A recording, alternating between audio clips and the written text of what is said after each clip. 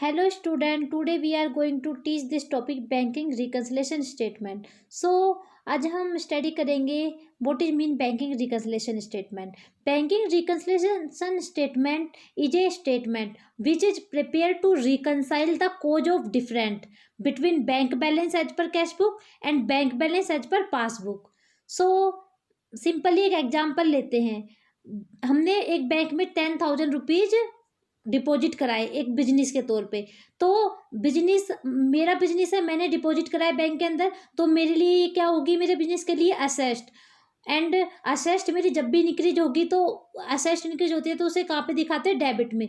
And जब भी asset हमारी डिक्रीज होगी, सो क्रेडिट बुक, क्रेडिट साइड में दिखाएंगे. सो ये जो ट्रांजेक्शन होंगे वो किस बुक में होंगे, हमारे बिजनेस में कैश बुक के अंदर.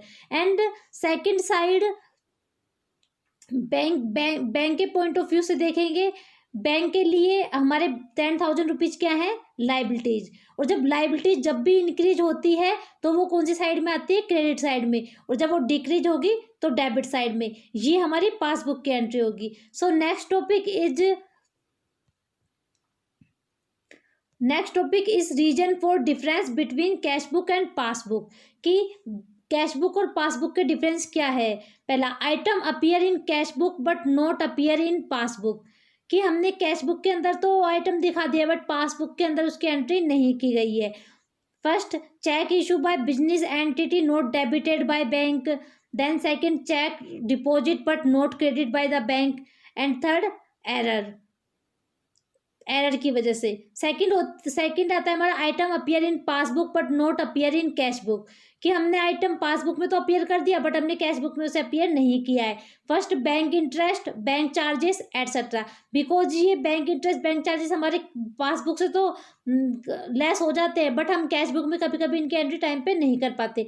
Direct deposits in bank account. हमने कोई भी चेक डायरेक्ट बैंक में डिपॉजिट करा दिया बट उसे कैश बुक से कम नहीं किया, बट लेकिन वो बैंक की पासबुक से कम हो चुका है. बिल्स फॉर कलेक्शन, बिल्स हमें पेमेंट कर दिया है, फिर बिल्स हमें रिसीव हो गया हो बैंक में और हमने उसे इंक्रीज या लेस नहीं किया हो.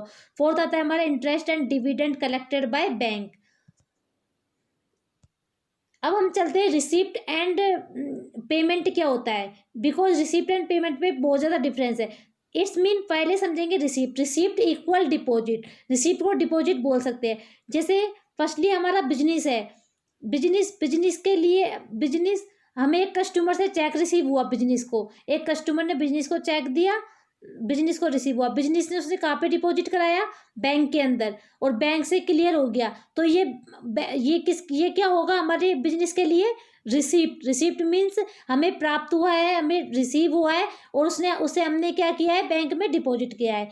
दैट्स मीन सेकंड होता है हमारा पेमेंट. पेमेंट मीन्स हम किसी को पे कर रहे हैं नॉर्मली वे में. किसको हमने इशू किया, कुछ इशू करना. इशू या फिर इसे ड्रॉन भी बोल सकते हैं. ड्रोन बोल सकते हैं. पेमेंट, इशू या ड्रोन, तीनों वर्ड एक ही हैं. सपोज हमारा बिजनेस है, हमने एक चेक इशू किया एक सप्लायर को, क्योंकि बिजनेस में बहुत सारे माल सप्लाई करते, तो हमने एक सप्लायर को चेक इशू किया. सप्लायर ने उसे कहाँ पे डिपॉजिट कराया, क्योंकि सप्लायर को पेमेंट कब होगा, जब वो बैंक में डिक्लेयर करेगा. तो सप्लायर ने चेक कहाँ पे दिया, बैंक में, और बैंक ने उसे क्लियर कर दिया. दैट्स मीन पेमेंट करेंगे तो हमें लेस होगा और हम डिपॉजिट करेंगे तो क्या होगा, हमें ऐड होगा. नेक्स्ट टॉपिक चलते हैं, बैंकिंग रिकंसिलेशन का स्टेटमेंट देखते हैं. Banking reconciliation statement of ABC company as on 31 December 2019. सबसे पहले हम क्या लिखते हैं इसमें, balance as per cash book. कि हमारा बैलेंस कैश बुक का है या फिर पासबुक का है, जो भी हमें बैलेंस अवेलेबल कराया जाता है उसको लिखते हैं. Then add cheque issue but not presented. जो चेक इशू हमारे प्रेजेंट नहीं किए गए हैं वो चेक को ऐड करते. Then interest credit by the bank, जो हमें बैंक के थ्रू इंटरेस्ट क्रेडिट करते हैं. Less cheque deposit but not credit by the bank. Then bank charges not recorded in the cash book. Then हमारा balance as per the passbook हमारा हम receive करेंगे. Then next आता है कि इसके बैंकिंग रिकंसिलेशन स्टेटमेंट के कितने केसेज और कितने टाइप्स हैं. सो बैंकिंग रिकंसिलेशन स्टेटमेंट के कितने टाइप्स है. बैंकिंग रिकंसिलेशन स्टेटमेंट बनाने के 4 टाइप है, लेकिन 2 सेम होते हैं, तो इसलिए हम 2 ही फाइंड आउट करेंगे. Balance as per cash book equal overdraft as per passbook. या तो हमें कंडीशन दी जाएगी, बैलेंस कैश बुक का बैलेंस दे दिया जाएगा, डेबिट बैलेंस, या फिर पासबुक का पासबुक का हमें क्रेडिट बैलेंस दिया जाएगा, तो ये सेम ही कंडीशन होगी। देन सेकंड हमें दिया जाता है बैलेंस एज पर पासबुक का क्रेडिट बैलेंस दे दिया जाता है, या फिर overdraft as per cash book दिया जाता है। Overdraft as per passbook equal balance as per cash book, और balance as per passbook credit balance equal overdraft as per cash book. So ये मेरे एग्जाम्पल से समझते हैं। Cash book show a balance of 50,000 rupees. Cheque issue but not presented for payment of rupees 60,000. The bank had directly collected dividend of rupees 8,000 and credited to bank account but was not entered in cash book. Bank charges of rupees 400 were not entered in the cash book, and a check for rupees 6,000 were deposited but not collected by the bank. So firstly balance as per passbook, balance as per passbook हमें कितना दिया हुआ है 50,000। Then cheque issue but not presented for payment, हमें cash book के through दिया है, तो हम ये कौन सा मेथड हुआ हमारा, पहला मेथड, फर्स्ट मेथड है जिसमें हमें कैश बुक का बैलेंस दिया हुआ है। Cheque issue but not presented for payment, हमें चेक तो इशू कर दिया है लेकिन पेमेंट के लिए प्रेजेंट नहीं किया है, पेमेंट के लिए प्रेजेंट नहीं किया है, तो हम क्या करेंगे, अब इसे यहाँ पे ऐड कर देंगे। देन थर्ड आता है हमारा the bank had directly collected dividend of rupees 8,000 and credited to bank account but not was entered in cash book. जो बैंक ने है 8,000 तो हमारा हमें डिविडेंड कलेक्ट कर लिया, बैंक ने अपना डायरेक्ट अमाउंट पेड कर लिया, बट लेकिन बैंक से तो कम हो चुका है, और इसके अंदर हम ओनली क्या कर सकते हैं, इसके अंदर हम सिर्फ कैश बुक के अंदर चेंज कर सकते हैं, बैंक के अंदर चेंज नहीं कर सकते, बिकॉज ये किसके थ्रू अकाउंट बना सोल्व कर रहे हैं, हम कैश बुक के थ्रू। सो हम कैश बुक में ही ऊपर इंक्रीज या डिक्रीज कर सकते हैं, पासबुक को हम नहीं टच कर सकते, बिकॉज पासबुक से ये लेस हो चुका है। तो पासबुक से लेस हो चुका है तो इट्स मीन हमारा अमाउंट डिक्रीज हुआ है। द बैंक है डायरेक्टली कलेक्टेड डिविडेंड, मतलब डायरेक्टली कलेक्टेड डिविडेंड किया है 8,000 रुपीज, तो पासबुक ने अपना ऐड कर लिया है, सॉरी डिलीट नहीं, लेस नहीं किया, उसने ऐड कर लिया। तो अब हमने एंट्री नहीं करी कैश बुक के अंदर, तो हम कैश बुक का बैलेंस कम है तो कैश बुक में भी इसे ऐड करके दिखा देंगे 8,000 करके। देन फोर्थ पॉइंट आता है हमारा bank charges of rupees 4,000 but note entered in cash book. जो बैंक ने चार्जेस कर लिए 4,000 बट कैश बुक के अंदर एंट्री नहीं हुई है, सो बैंक से अमाउंट हमारा कम हो चुका और कैश बुक से अमाउंट बढ़ा हुआ है। तो अब हमें क्या करना पड़ेगा, हम बैंक में पासबुक में कोई चेंज नहीं कर सकते, तो हमें कैश बुक में चेंज करना होगा, तो कैश बुक का बढ़ा हुआ बैलेंस हमें लेस करना होगा, तो इसे किस में दिखा देंगे, लेस अमाउंट में, bank charges debited by the bank. Then fifth आता है हमारा a cheque for rupees 6,000 was deposit but not collected by the bank.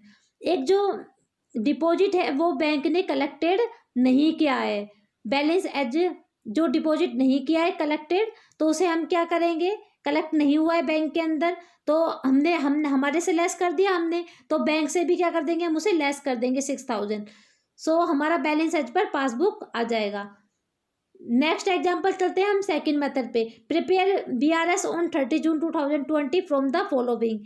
हमें इन्फॉर्मेशन दी है, बैलेंस एज पर पासबुक दिया हुआ है, हमें cheque deposit into the bank but no entry was pass in the cash book, and second cheque receive and enter in the cash book but not send to bank, credit side of the cash book bank from cash cast short and insurance premium pay directly by the bank charges entered twice in the cash book, cheque issue but not presented to the bank for payment, cheque receive enter twice in the cash book. तो सबसे पहले हम solution की तरफ आते हैं। Banking reconciliation statement as on 30 June 2020। Balance as per हमें passbook, पहले हमने कैश बुक के थ्रू किया है, पासबुक के थ्रू किया है। अब जब पासबुक के थ्रू किया है तो मतलब हम इसके मीन कैश बुक में हम चेंज नहीं कर सकते, हमें जो चेंज करना होगा सिर्फ हम पासबुक के अंदर चेंज करेंगे। पहला हमें बैलेंस एज पर पासबुक दिया हुआ तो 10,000, फिर हमें क्वेश्चन में दिया है कि cheque deposit into the bank, cheque receive, मुझे बार बार select, cheque receive and enter in cash book but not send to bank, this ये आइटम ऐड हो जाएगा। Credit side of the cash book bank column cast short होता है कि हमने जब पेमेंट नहीं किया होता इसमें हमारा कम पेमेंट होता है, तो उसे हम जितना पेमेंट नहीं किया होता उसे वापस से हमें देना पड़ता है, इसमें कास्ट शॉर्ट कम हो गया तो उसे ऐड कर देंगे। Insurance premium paid directly by the bank को डायरेक्टली पेड कर दिए तो इट्स मीन हमें ऐड करने पड़ेंगे। Check receive enter twice in the cash book में 2 बार एंट्री हो चुकी है, तो एक बार हम पासबुक में उसे लेस करके दिखाएंगे। इट्स मीन डेबिट साइड का टोटल हमारा प्लस जो सब्सट्रैक्शन हमारे प्लस प्लस 14,000 आ गए हैं। अब हम माइनस वाले आइटम करेंगे। Cheque deposit in the bank but no entry was pass in the cash book. Cheque deposit कर दिया है बट पासबुक में एंट्री नहीं हुई है, इसलिए लेस हो जाएगा। Bank charges enter twice in cash book 20। Cheque issue but not presented to the bank for payment 500। Then less करेंगे, हमारा balance as per cash book हमें रिसीव हो जाएगा। नेक्स्ट चलते हैं। Bank reconciliation statement is prepared for the following reason.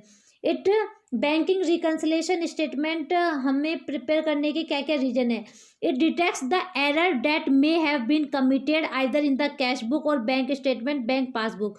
ये हमें उन एरर्स को दिखाता है जिसके थ्रू हमारी कैश बुक और पासबुक का जो टोटल है वो इक्वल नहीं आ पाता। Undue delay in clearance of cheque deposit या issue is known from the reconciliation. या फिर हमारा चेक टाइम पे क्लियर नहीं हो पाता या फिर वो ड्यू हो जाता है, उसकी वजह से भी हम लोगों के बैंक बुक और कैश बुक का बैंक की पासबुक और कैश बुक का टोटल बराबर नहीं आ पाता। Regular reconciliation discourage embezzlement. Reconciliation help the management to verify the accuracy of entries records in the cash book. या फिर हमारी जो एक्यूरेसी है, कभी कभी हमारी एरर्स हो जाती है जिसके थ्रू हम कोई एंट्री हमारी बैंक बुक में पासबुक में हो जाती है बट कैश बुक में नहीं हो पाती, या फिर कैश बुक में हम एंट्री कर लेते हैं और बैंक से चेक क्लियर होने में या फिर उस चीज़ों में टाइम लगता है, तो इस वजह से दोनों का टोटल बराबर नहीं आता। It shows actual bank balance. और ये क्या शो करता है? Actual bank balance. So thank you student. Chapter यहीं पे फिनिश होता है।